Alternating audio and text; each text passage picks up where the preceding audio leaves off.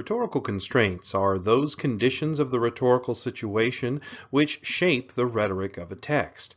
It's all the stuff within the situation that influences the choices that a writer makes. And this can be helpful stuff or unhelpful stuff. Constraints come in two forms. Rhetorical obstacles, which are any conditions of the rhetorical situation which the writer must overcome in order to accomplish their purpose. And there's rhetorical advantages, which are any conditions of the rhetorical situation which help the writer accomplish their purpose. When examining rhetorical constraints, remember that the goal of communication is to match speaker meaning with audience meaning. Rhetorical constraints, then, are the things affecting the audience's ability to receive that meaning, whether it's inhibiting or helping the process.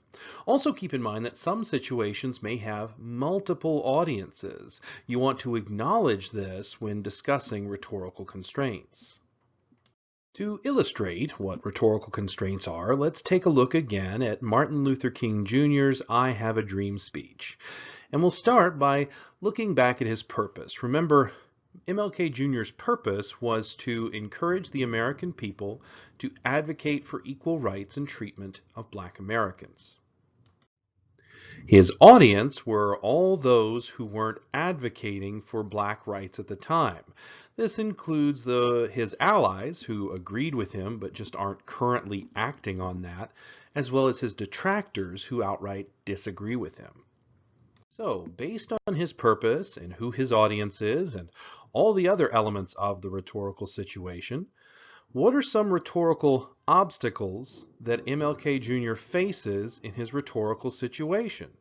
In other words, what are some of the conditions of his situation, that is, who he is, what his message is, who his audience is, when and where he's speaking? What are some of these conditions that are making it difficult for him to achieve his purpose? Well, for one, his message may be disagreeable to some of the people in his audience, those people who are unwilling or reluctant to support equal rights because racial prejudice is so entrenched in American society and in its history. Another reason why some in his audience may disagree with his message is because some may believe change is simply not warranted. And that's because at the time, a lot of conservative groups were arguing that Black Americans already had a kind of equality and didn't need any further legislation to protect them.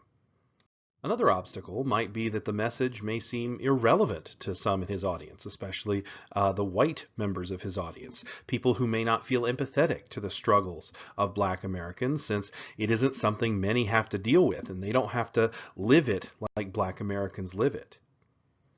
Another obstacle, the message may seem unrealistic to some people in the audience, people who don't believe that such change is possible since America has been like what King is describing for centuries. Finally, some in the audience may not want to listen to King because remember, he was a hated public figure among conservatives at this time.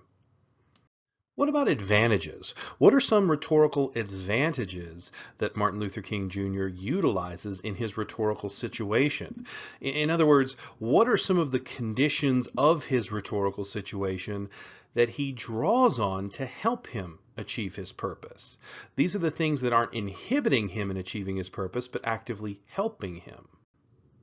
Well, to a lot of people in the audience, the message may be agreeable, especially those people who understand that among America's ideals are preserving equality for all, even if these ideals are only professed and not always promoted. Furthermore, there's those in the audience that really trust King on this particular subject matter. It's widely known that King is a minister, so all the comparisons and allusions he makes to the Bible within his speech are probably accurate. And also, there's just the virtues that we assume come with the job of being a minister. That lines up very neatly with what he's advocating for, and so it gives a lot of people in the audience reason to trust him. Let's look now at some rhetorical constraints for another text that we've looked at before.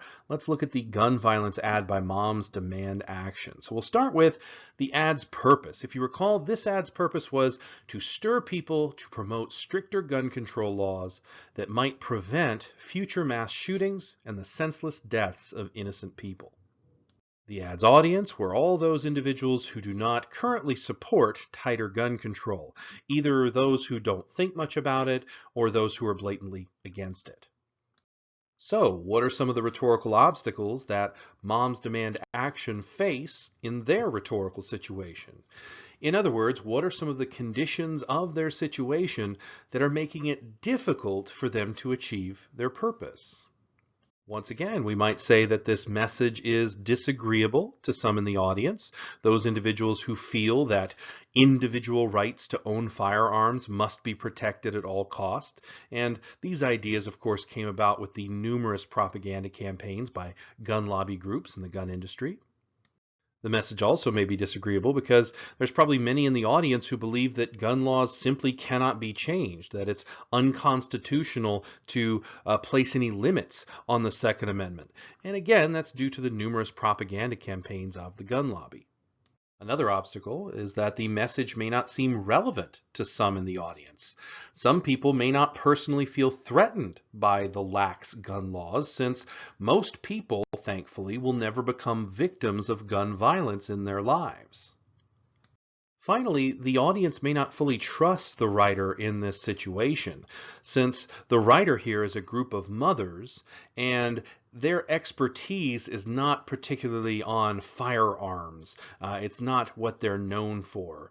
The only reason I bring up this obstacle is because this is a common way that opponents of gun reform like to attack reformers by claiming you don't know anything about guns, therefore whatever opinion you have about them is invalid. That's of course logically fallacious, but it is another obstacle because people commonly believe it.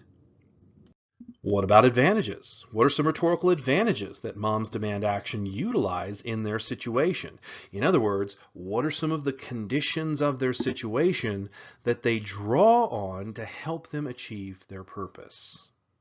Well, to some, this message may be seen as widely beneficial, since mass shootings is an issue that threatens a lot of people, not just these particular mothers. So it's not something selfish to them. They're trying to help a larger segment of the population, and that can be seen as favorable by the audience. Also, this particular message is naturally sympathetic to a lot of people because it's human instinct to want to protect one another, especially our loved ones. It's also human instinct to want to protect children, and that seems to be the mission of this group. Lastly, although some may find this message implausible, those that believe that the Second Amendment can't be tampered with, others may see this message as very plausible, especially those who are able to remember American history and remember back that decades ago, America used to pass strict laws regulating things that pose threats to public safety. America used to have stricter gun safety laws as well that regulated what kind of firearms people could possess. Now that we've looked at some examples of rhetorical obstacles and advantages, it's time to check for your understanding. Think back to John Winthrop's A Model of Christian Charity and identify some rhetorical obstacles and rhetorical advantages that he faced.